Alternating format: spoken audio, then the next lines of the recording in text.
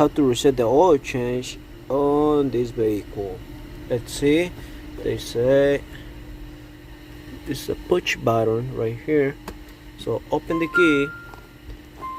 So press the gas pedal 3 times. 1, 2, 3. Then turn it off. And the message should be off already. So let's try turn it on.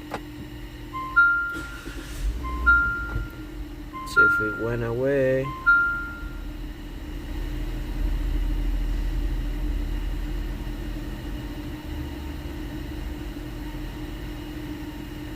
Okay, it was set.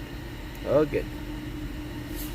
So you just need to press the gas pedal 3 times and you're all set. That's good.